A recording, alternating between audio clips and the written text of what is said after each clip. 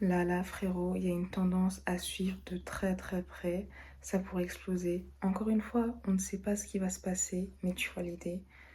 On a vu l'IA, ça a explosé. Mais là, il faut qu'on essaye d'anticiper les prochaines tendances. Tu vois ce que je veux dire? C'est ce qu'on fait tous les jours dans le Club Alpha. Mais là, je vais te partager une tendance à suivre. En tout cas, nous, on va la suivre. Après, tu fais ce que tu veux. Par contre, attention, parce qu'on va aussi voir qu'il y a une blockchain dont il faut se méfier. Tout n'est pas tout rose, mais nous, on va pas nous la faire. T'inquiète, on est calibré avec notre savoir. Tu connais. Avant ça, petit tirage au sort. Merci encore pour la fort. J'ai encore décidé de tirer au sort 3 personnes. Je pense que je vais le faire jusqu'à ce qu'il y ait au moins 20 personnes qui aient récupéré leur NFT. Comme ça, je pourrais commencer à partager des surprises réservées aux détenteurs du NFT sur le site en question. Maintenant, mets-toi en mode Zeppo, boisson sur le tech, et c'est parti.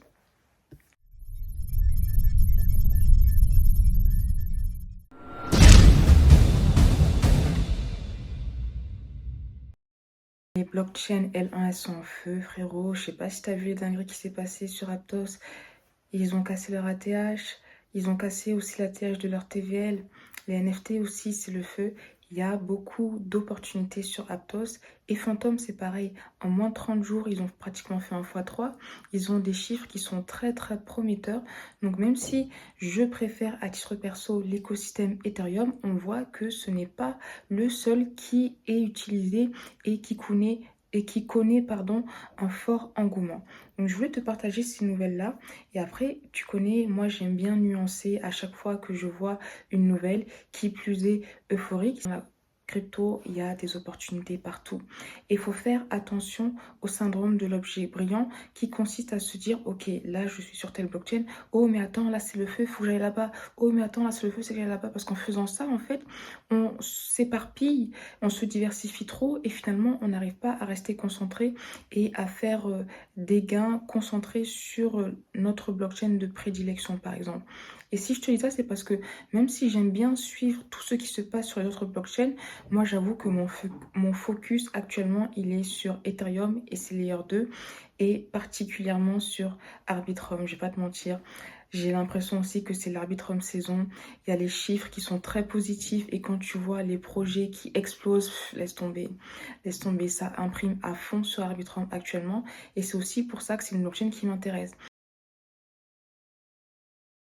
Parce qu'encore une fois, je le rappelle, mais c'est important, dans la crypto, il ne faut pas tomber amoureux. Il faut aller là où il y a l'argent, là où les whales mettent leur argent, pardon. Et surtout, il ne faut pas hésiter à retourner sa veste. Si aujourd'hui, tu es bullish sur la blockchain A, mais tu vois que demain, c'est la blockchain B qui est populaire, mais tu changes de blockchain en fait. Tu vois ce que je veux dire?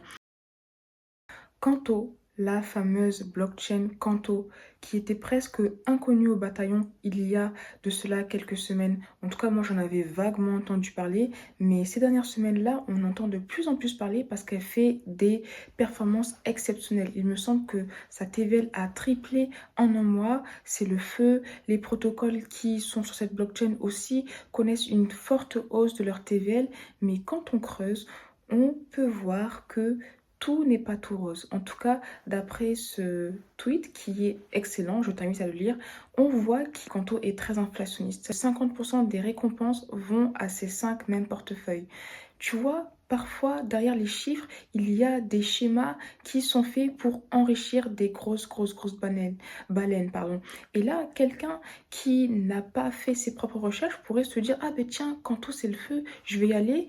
Et après, paf, une baleine va dumper et finalement la blockchain va mourir. Tu vois un peu l'idée. C'est pour ça que ça rejoint ce que je te disais juste avant. Il ne faut pas avoir le syndrome de l'objet brillant et se dire ah mais non, celle-là, elle est en train d'avoir une hausse beaucoup plus grande que la mienne, donc il faut que je change. Non, parce que au-delà des chiffres qu'on peut voir, il faut aussi qu'on se base sur les fondamentaux. Parce que même dans les crypto-monnaies, dans toutes les crypto-monnaies qui connaissent une forte hausse actuellement, toutes ne vont pas survivre. Certaines sont là pour le long terme, mais d'autres sont juste là à cause de la hype et vont mourir. Et c'est le cas dans toutes les tendances. Dans l'intelligence artificielle, il y a des bons projets, mais il y a aussi des projets qui vont mourir. Dans d'autres tendances aussi, c'est la même. C'est pour ça qu'il faut faire très attention. Et parfois, c'est mieux d'avoir un rendement faible sur un projet qui a des forts fondamentaux que chercher le rendement élevé à tout prix pour tomber sur un projet qui finalement va retourner à la cave dans très peu de temps. C'était ma réflexion. En tout cas, de mon côté, Kanto, je regarde de loin. Peut-être que c'est un bon projet, mais quand je vois des signaux un peu bearish comme ça, je laisse de côté. Dans tous les cas, tu sais que j'ai jeté mon dévolu sur l'écosystème Ethereum et ses layers 2. En mars, Ethereum va connaître une grosse mise à jour Shanghai. C'est une mise à jour qui est très attendue. Elle va permettre aux validateurs de retirer leur Ether stacké. Et ce qui est intéressant, c'est qu'environ 14% de tous les Ethers sont actuellement stackés, soit 16 millions d'Ethers pour une valeur de plus de 26 milliards, plus ou moins. Tu vois ce que je veux dire? Et ce qui est bien, c'est que cet événement augmente l'intérêt autour de l'écosystème Ethereum. Après, il y a plusieurs écoles. Certaines personnes disent que Shanghai va faire chuter le cours de l'Ether parce que les gens, comme ils pourront retrouver leur Ether, ils vont vendre, ils vont vouloir les retirer et les vendre. D'autres disent que cela n'aura aucun impact sur le prix. En tout cas, personne ne peut prédire l'avenir, hein. L'avenir nous le dira. Un autre élément important à soulever, c'est que cette mise à jour a permis aussi de faire émerger le liquid stacking, même si c'était déjà présent depuis un certain temps, hein. Là, on en entend de plus en plus parler. Je t'en avais parlé la semaine dernière.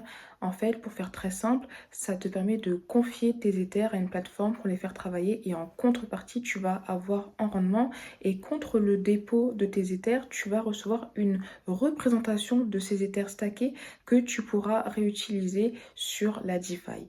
Et il y a plusieurs protocoles qui se développent. Depuis longtemps, Lido, c'était le leader incontournable. D'ailleurs, c'est toujours le leader. Et autre point très bullish concernant cette narrative, c'est que récemment, Lido a détrôné MakerDAO en se positionnant numéro 1 sur la liste des protocoles qui ont la plus grande TVL. Par contre, Lido a de plus en plus de concurrents. Il a aussi de plus en plus de concurrents qui sont en train de faire les choses bien. Et il y a limite certaines plateformes qui proposent un meilleur rendement que Lido. Donc l'enjeu va être de voir si ces protocoles vont exploser suite à la mise à jour Shanghai et les performances qu'ils vont pouvoir réaliser. Je te partage la liste de l'ensemble des protocoles. Dans tous les cas, tu peux la trouver sur CoinGecko. Mais voilà, c'est vraiment un secteur à suivre de très très près. Et si tu veux savoir comment on se positionne pour les braquer dans le club alpha, le lien sera en description, tout en prenant en compte que tout braquage est risqué et la perte n'est pas écartée. On ne peut rien garantir à 100%, mais tu sais que nous, on est là pour faire le x100, donc voilà quoi. Je pars pas plus loin, je pars pas plus. Si tu veux nous rejoindre, le lien sera en description. On est dans l'écosystème Ethereum, on y reste parce qu'il y a EtherLayer qui est en fait un protocole de restacking sur Ethereum qui a levé 50 millions de dollars. Alors, le restacking, de par ce qu'ils annoncent sur leur site, ça a des similitudes avec le liquid stacking dans le sens où dans le liquid stacking, tu as une récompense contre les Ethers que tu stakes et le restacking te permet en fait d'utiliser tes Ethers pour sécuriser d'autres protocoles. En tout cas, on voit quand même qu'il y a un flot d'argent important sur ce projet relié à Ethereum. Et ça aussi, c'est assez bullish sur tous les protocoles reliés à Ethereum, surtout quand on sait que Shanghai arrive en mars. Donc voilà, c'est tout pour moi. Merci beaucoup pour ton temps. J'attends tes retours en commentaire en sachant que je vais en tirer au sort pour airdropper les NFT Merci qui te donnera l'accès à un espace secret sur le site. Si ce n'est pas encore fait, mets un j'aime pour donner de la fort. Abonne-toi à la chaîne et je te dis à très très très très vite pour une prochaine vidéo.